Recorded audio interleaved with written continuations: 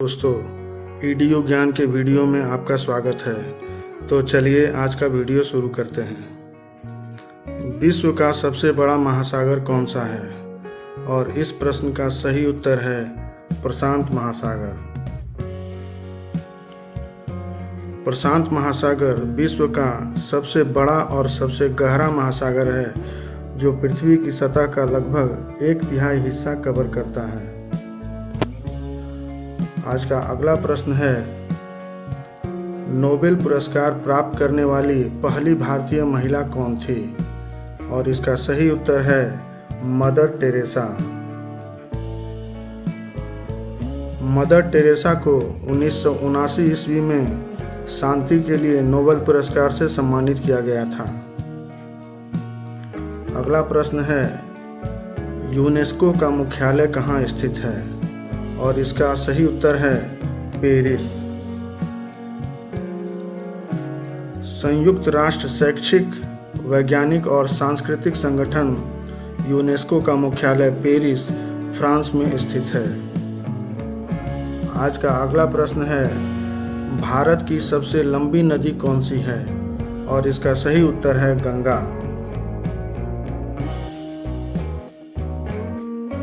गंगा नदी भारत की सबसे लंबी नदी है, जिसकी लंबाई लगभग 2525 किलोमीटर है। यह उत्तर भारत के कई राज्यों से होकर बहती है।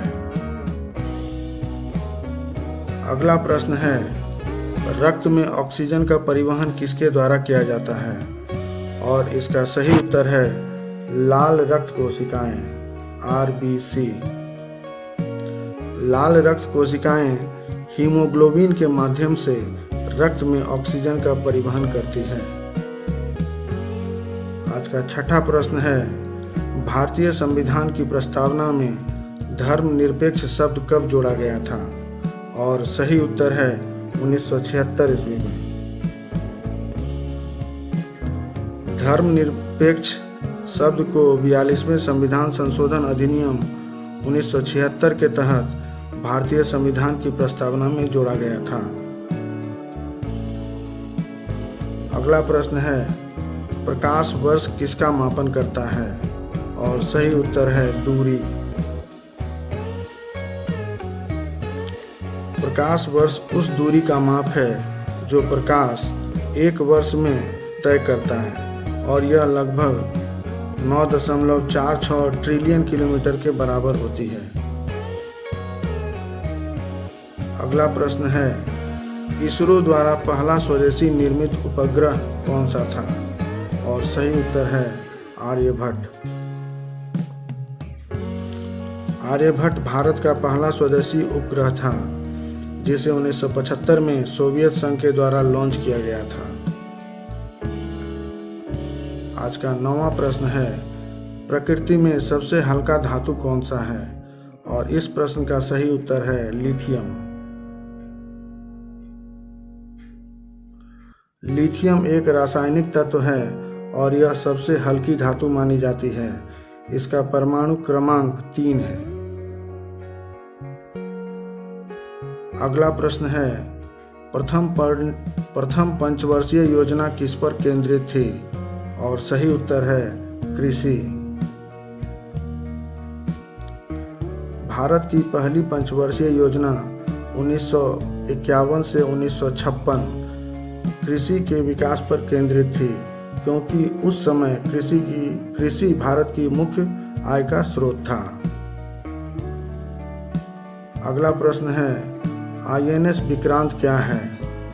और इसका सही उत्तर है यह एक युद्धपोत है। INS विक्रांत एक युद्धपोत है। INS विक्रांत भारत का पहला स्वदेशी विमान वाहक युद्धपोत है, जिसका निर्माण भारतीय नौसेना के लिए किया गया है। आज का अगला प्रश्न है, पृथ्वी पर कुल कितने महाद्वीप हैं? और सही उत्तर है 7।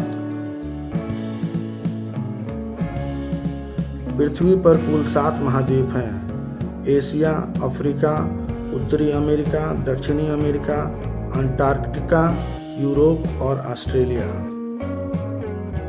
अगला प्रश्न है, किस भारतीय राज्य को मसालों का बगीचा कहा जाता है? और इस प्रश्न का सही उत्तर है केरल। केरल को मसालों का बगीचा कहा जाता है क्योंकि यह काली मिर्च, इलायची, दालचीनी और अन्य मसालों का प्रमुख उत्पादक राज्य है। अगला प्रश्न है नाटो क्या है? और इसका सही उत्तर है नाटो एक सैन्य गठबंधन है। नाटो एक सैन्य गठबंधन है। नाटो उत्तर अटलांटिक संधि संगठन एक सैन्य गठबंधन है जिसमें उत्तरी अमेरिका और यूरोप के देश शामिल हैं। अगला प्रश्न है एशिया महाद्वीप की सबसे लंबी नदी कौन सी है? और इसका सही उत्तर है यांगत्जे। यांगत्जे एशिया महाद्वीप की सबसे लंबी नदी है। यांगत्जे नदी एशिया की सबसे लंबी और विश्व की तीसरी सबसे लंबी नदी है। इसकी लंबाई लगभग 6300 किलोमीटर है। अगला प्रश्न है भारत का राष्ट्रीय पंचांग कौन सा है? और सही उत्तर है शक संवत। शक संवत भारत का राष्ट्रीय पंचांग है और इसे 78 ईस्वी में प्रारंभ किया गया था। अगला प्रश्न है भारत में मंगलयान किसने लॉन्च किया था? और सही उत्तर है इसरो।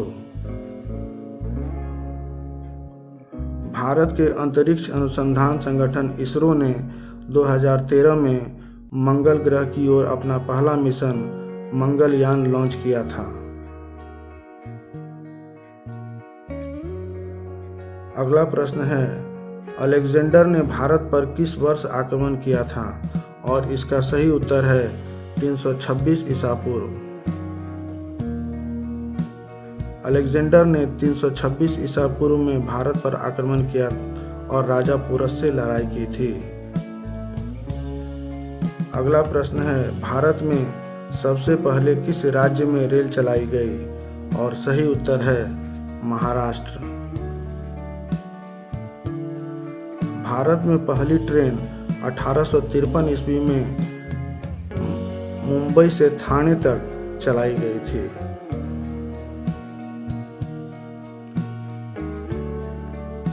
आज का अंतिम प्रश्न है विटामिन डी का मुख्य स्रोत क्या है?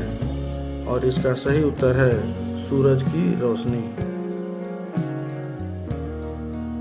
सूर्य की किरणों से मिलने वाली अल्ट्रावायलेट बी विकिरण से त्वचा विटामिन डी का उत्पादन करती है जो हड्डियों के लिए महत्वपूर्ण है। तो आज के लिए बस इतना ही। जय हिंद, जय भारत, नमस्कार।